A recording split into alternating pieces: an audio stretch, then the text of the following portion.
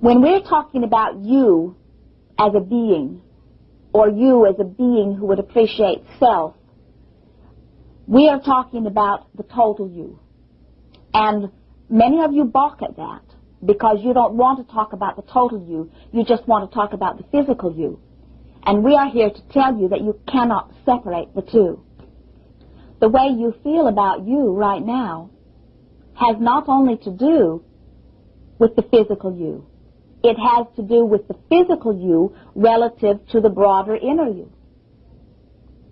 When you stand in your now and you look at yourself and you compare and you feel criticism toward yourself and you come to conclusions such as, I am not enough, I am not smart enough or good enough or whatever enough,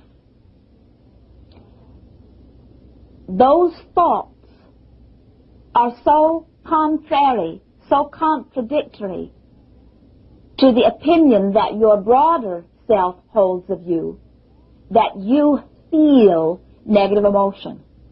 And by virtue of the way you feel, you attract unto you. You see, if you lived in a universe where everything revolved only around your action, then we would say, think any thought you like, speak any words you choose, focus upon the positive and negative aspects of any subject, but just be careful about what you do, and everything will turn out just fine. But we do not know such a universe. We do not know of a universe, certainly not this physical universe in which you are focused, where it is your action that is responsible for what you are living. Instead, you live in a universe where every thought that you think vibrates. And by the powerful law of attraction, thoughts are connected to thoughts, connected to thoughts, connected to thoughts. And the balance of thought that is within you is that which you are living. Your life experience, that which you call my real life experience, my reality, is nothing more than a product of the balance of thought that is within you. And the balance of thought that is within you is eternally acknowledged by you because of this very responsive, very alert, very attentive inner being that exists within you. You came forth into this physical dimension and you said, I will go forth as a physical counterpart of the broader me, and I will chew upon the data of this time and place, and I will listen for the guidance that comes forth from within. And your inner being said, and I will be eternally aware of you, and I will be consistently who I am, vibrating at where I am. And if you are thinking thoughts that are not in harmony with that which I am, there will be a feeling of divergence or separation by the natural laws of the universe. And the resultant feeling that you will have as the physical counterpart is one of negative emotion, one of separation, one of divergence of that which I truly am. Sounded like a very good plan to you. And so you came forth into this physical body, feeling wonderful about who you were, clear about your reason for coming forth, intending to chew upon the data of this time and place, intending to allow the guidance to come forth from within, and most of all, intending to acknowledge yourself as the pure and perfect, eternally growing, attractive, creative being that you are. All of that was very powerfully known unto you. You chose a dimension with many new aspects, a time and place that was new to you, not known to you, because you wanted the stimulation of thought that it would provide for you. You said, I will not remember all that I've lived before because I'm not wanting the clutter of those details. I will just remember basically who I am. I will have a sense of who I am by the way I feel as I respond to the activities, to the thoughts. As I interact in this new time and place, I will always know the appropriate action by the way that I feel. And so you have come forth into this physical experience. Most of you, instead of remembering who you are, have been persuaded by the others that you are vulnerable, that you are weak. They say, watch out for this, watch out for that. You've been persuaded that you are unworthy. They have said to you, you are now here to make redemption for sins of past experience or even for sins of others. In their feeling of lack of appreciation for self, they have convinced you through their warnings that you should also not appreciate yourself.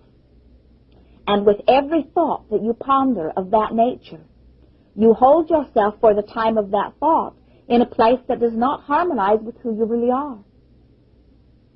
The happier you are, the more in harmony you are in your thought, word, and action with who you really are. Well, Abraham, this is very clear about the value of us feeling good. Now, will you guide us on how to feel good? Can you give us a process or a technique to feel good about ourselves, to have self-appreciation? From everything that you've heard us say here, can you understand that your inner being exists in a place of feeling good? When we say to you, your inner being exists in a place of pure positive emotion, can you accept that?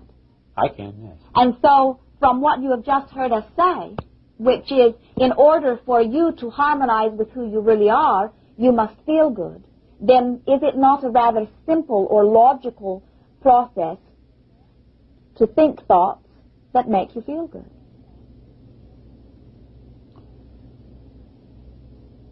Yes, but not easy to stay on them sometimes. And why is that? Because of the influence that surrounds you? Yes. We're watching Esther, for she is very much intrigued with this idea of vibrating by virtue of the thought that she is thinking. She can pointedly feel when she is connected purely with Abraham. She feels our positive ecstasy surging through her. And she has been able to isolate the difference. In other words, she can see very pointedly that the way she feels is absolutely correspondent to the thought that she is thinking.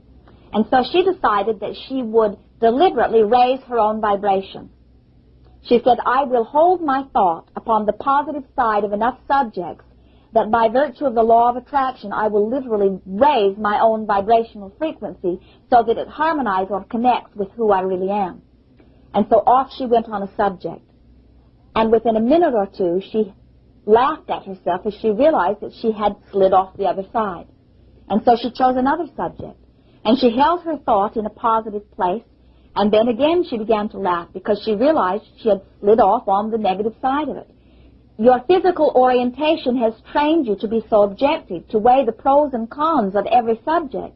And so you are right, it is your nature much of the time, in your desire to be objective, to evaluate both sides of every subject. Right.